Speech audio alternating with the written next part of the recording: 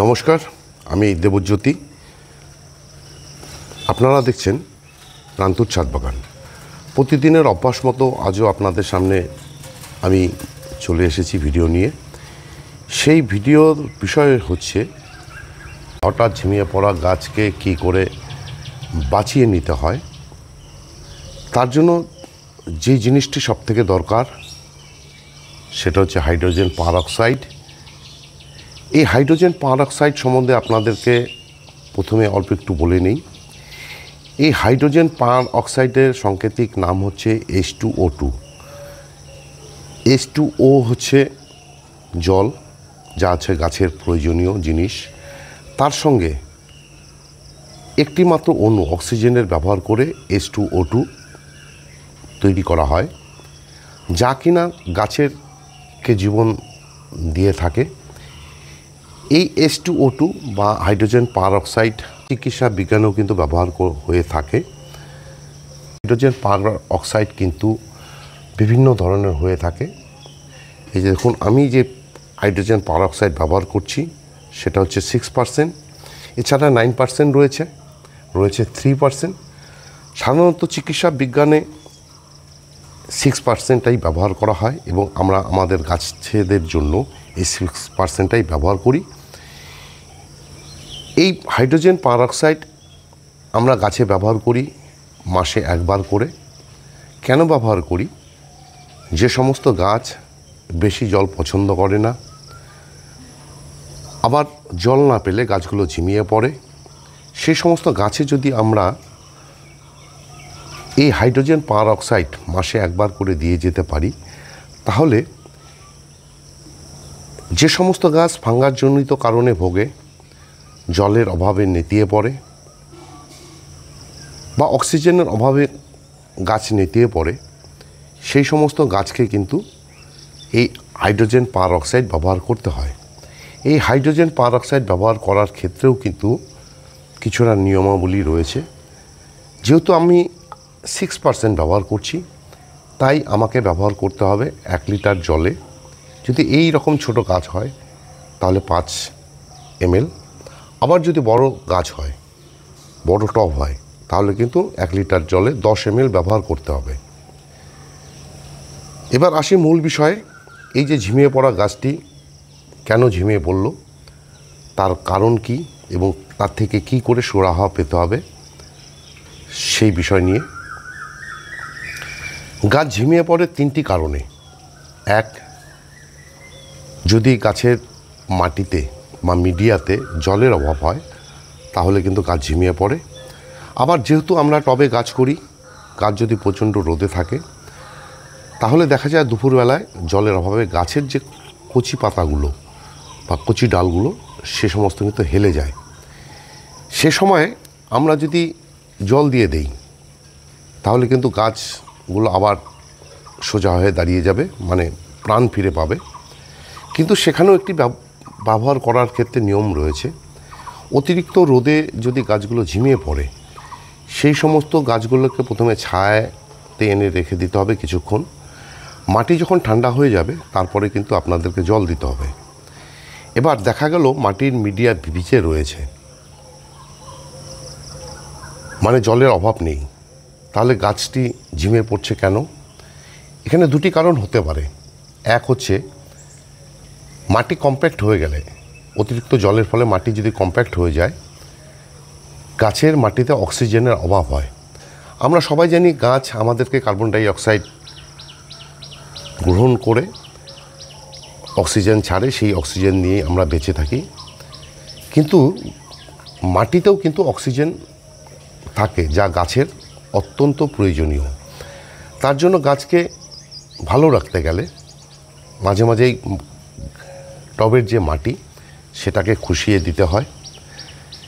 যেহেতু গাছটিতে জলের অভাব নেই, তার মানে বুঝতে হবে আমাকে এই গাছটিতে হয় অক্সিজেনের অভাবজনিত কারণে গাছটি ঝিমিয়ে যাচ্ছে, নয়তো ফাঙ্গাসের আক্রমণ হয়েছে। গতকালকেই আমি সকালবেলায় গাছটিকে লক্ষ্য করি যে গাছটি এরকম ঝিমিয়ে যাচ্ছে। আমি কিন্তু 1 লিটার জলে 5 ml হাইড্রোজেন পারঅক্সাইড মিশিয়ে এই গাছটিতে দিয়েছিলাম। মানে প্রয়োজন মতো। আজ সকালেও দেখছি যে ঠিক একইভাবে ঝিমিয়ে রয়েছে। তাহলে আমাকে বুঝতে হবে গাছটিতে অক্সিজেনের অভাব হয়নি। তাহলে কি হয়েছে? তাহলে ধরে নিতে হবে এই গাছটিতে হয়তো ফাঙ্গাসের আক্রমণ হয়েছে। যেহেতু নন্দিনী গাছ, এটা একটা নন্দিনী গাছের চারা ফুল দিচ্ছিল, নন্দিনী গাছকে কিন্তু খুব একটা ফাঙ্গিসাইড বা কীটনাশক ব্যবহার করতে হয় না, কারণ নন্দিনী গাছ খুব সেন্সিটিভ গাছ।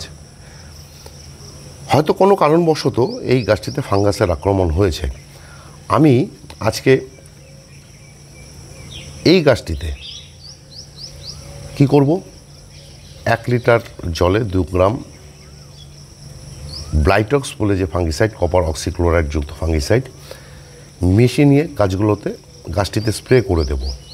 এবং স্প্রে করে দেওয়ার পাশাপাশি আমি গাছের মিডিয়াতে কিন্তু বাদবাকি জলটি ঢেলে দেব। এবার দেখা যায় অনেক সময় গাছে যদি ফাঙ্গাসের আক্রমণ হয় তাহলে কিন্তু গাছগুলোকে বাঁচানো একটু কষ্টকর হয়েই দাঁড়ায়। কিন্তু আমাকে তো তার ট্রিটমেন্ট করে যেতেই হবে, যেহেতু গাছটি নেতিয়ে গেছে। তবে গাছটিতে অক্সিজেনের অভাব হয়নি সেটা বুঝতে পারছি আজ সকালবেলায়, তাই আপনাদের সামনে ভিডিও করতে চলে এলাম। দেখা যাক এই যে প্রসেসগুলো রয়েছে একটি ঝিমিয়ে পড়া গাছকে কি করে বাঁচাতে হয় তার ভিডিও নিয়ে। ফাঙ্গাস যদি অল্প একটু লেগে থাকে তাহলে এই যে ব্লাইটক্স ব্যবহার করব আমি, এতে কিন্তু গাছ বেঁচে উঠবে। এবার একটু এই হাইড্রোজেন পারঅক্সাইড সময় আর একটি কথা আপনাদেরকে বলে রাখি। এই যে আমার জারবেরা গাছগুলো দেখছেন, এই জারবেরা গাছগুলোতে কিন্তু আমি প্রতি মাসে একবার করে এই হাইড্রোজেন পারঅক্সাইড মিশ্রিত যে জল সেটা কিন্তু ব্যবহার করে থাকি।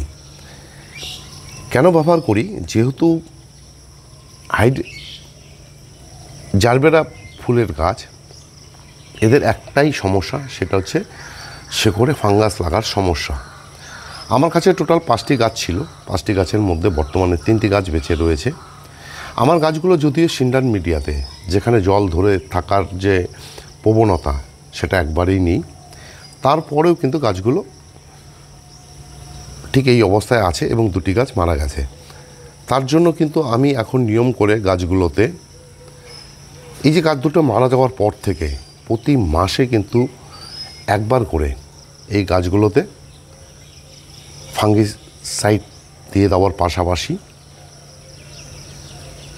হাইড্রোজেন পারঅক্সাইড মিশ্রিত যে জল মাসে একবার করে কিন্তু দিয়ে থাকি। তবে অন্যান্য গাছের ক্ষেত্রে বলবো, আপনারা যেহেতু বর্ষাকাল, এই সময়ে গাছগুলোতে মাসে একবার করে দিতে পারেন। তবে গাছে যদি সমস্যা হয় তবেই কিন্তু হাইড্রোজেন পারঅক্সাইড ব্যবহার করতে হয়।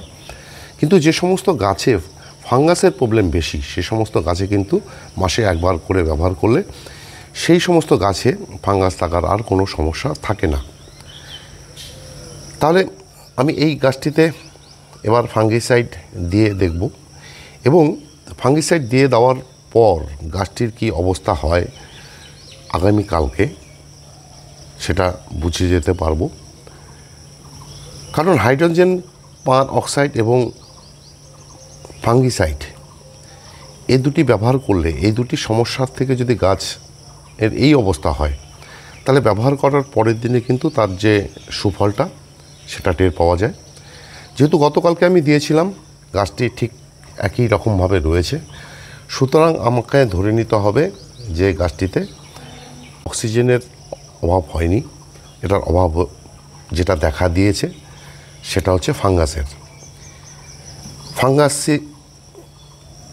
এর নিবারণের জন্য আমাকে ফাঙ্গিসাইড ব্যবহার করতে হবে এবং সেটা করব। এই ছিল আজকের ভিডিও, কি করে গাছকে, একটি ঝিমিয়ে যাওয়া গাছকে বাঁচিয়ে নিতে হয় তার উপরে। ভিডিওটি যদি ভালো লেগে থাকে তাহলে একটি লাইক দেবেন, কমেন্ট করবেন এবং আমার চ্যানেলটি যদি সাবস্ক্রাইব করা না থাকে তাহলে চ্যানেলটিকে সাবস্ক্রাইব করে নেবেন। কেননা প্রতিদিন দুপুর 2টায় আমার এই যে চ্যানেল, এই চ্যানেলে কোনো না কোনো ভিডিও চলেই আসে। সেই সমস্ত ভিডিও দেখতে হলে বা পেতে চাইলে আমার এই চ্যানেলটিকে সাবস্ক্রাইব করে নিতে হবে। সবাইকে অশেষ অশেষ ধন্যবাদ এবং শুভেচ্ছা জানিয়ে আজকের এই ভিডিও শেষ করছি। সবাই ভালো থাকবেন, সুস্থ থাকবেন, সবুজের সাথে থাকবেন। ধন্যবাদ।